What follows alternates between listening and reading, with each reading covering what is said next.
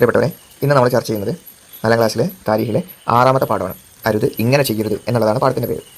Okay, ഈ പാഠത്തിൽ പ്രധാനമായും നമുക്ക് പഠിക്കാനുള്ളത് നബി സല്ലല്ലാഹു അലൈഹി വസല്ലമക്ക് പ്രവാചക നുബുവത്ത് ലഭിച്ചു. പ്രവാചക ലബ്ധി എന്ന് പറഞ്ഞാൽ നുബുവത്താണ്. അപ്പോൾ പ്രവാചകത്വം ലഭിച്ച് നബി സല്ലല്ലാഹു അലൈഹി വസല്ലമ തൻ്റെ കുടുംബക്കാരെ ആദ്യം ഇസ്ലാമിലേക്ക് ക്ഷണിച്ചു. പക്ഷേ അവരാരും അത്ര റെസ്പോൺസ് കൊടുത്തില്ല. അപ്പം ഞങ്ങൾക്ക് വലിയ പ്രയാസം ഉണ്ടാക്കി. അങ്ങനെയാണ് അബു ലഹബ് സൂറത്തൊക്കെ ഇറങ്ങുന്നത്. ശേഷം നബി ഞങ്ങൾ തൻ്റെ ഉമ്മയുടെ ബന്ധക്കാരായ ആളുകൾ താമസിക്കുന്ന തായിഫിലേക്ക് പോവാണ്.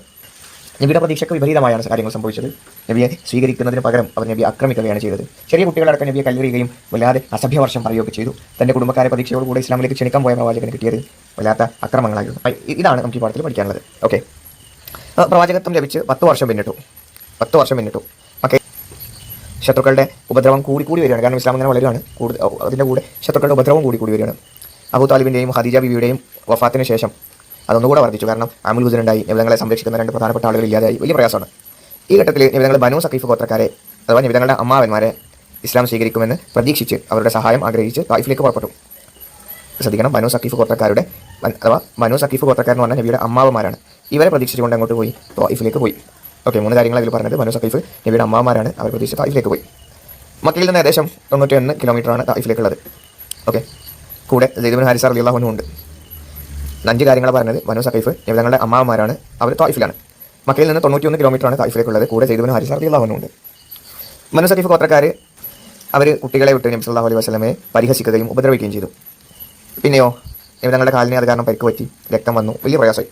സ്വീകരിച്ചത് അത് അദ്ദാസ് എന്ന് പറഞ്ഞ ആളായിരുന്നു. ഓക്കെ, പിന്നെയോ വലിയ ക്ഷീണത്തിൽ നബി സല്ലല്ലാഹു അലൈഹി വസല്ലം ഒരു മരച്ചോട്ടിലിരിക്കുമ്പോൾ ജിബ്രീൽ അലൈഹി സ്വലാം വന്ന് ചോദിച്ചു, അങ്ങയുടെ വേദന അള്ളാഹു കണ്ടിരിക്കുന്നു. അങ്ങ് അനുവാദം തരികയാണെങ്കിൽ ആ 2 മലകളാൽ അവരെ മുഴുവൻ നമുക്ക് നശിപ്പിക്കാമെന്ന് ജിബ്രീൽ അലൈഹി സ്വലാം നബിയെ ആശ്വസിപ്പിക്കാൻ വേണ്ടി പറഞ്ഞു. നബി തങ്ങൾ കൊടുത്ത മറുപടി വലിയ പ്രാധാന്യമുള്ളതാണ്. ജിബ്രീൽ അലൈഹി സ്വലാമിനെ തടഞ്ഞു. എന്നിട്ട് പറഞ്ഞു, അരുത്, അങ്ങനെ ചെയ്യരുത്. മറുപടി പറഞ്ഞാണ്, അവരിൽ നിന്ന് അള്ളാഹുവിനെ ആരാധിക്കുന്ന ഒരാളെങ്കിലും ഉണ്ടാവണമെന്നാണ് എൻ്റെ ആഗ്രഹം.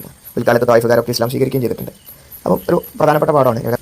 പിന്നെ പരിശുദ്ധ മക്കയിൽ നിന്ന് 91 കിലോമീറ്ററാണ് തായിഫിലേക്കുള്ളത്. പിന്നെ തായിഫിലേക്ക് പോകുമ്പോൾ പ്രവാചകത്വം ലഭിച്ചിട്ട് 10 വർഷം പിന്നിട്ടിരുന്നു.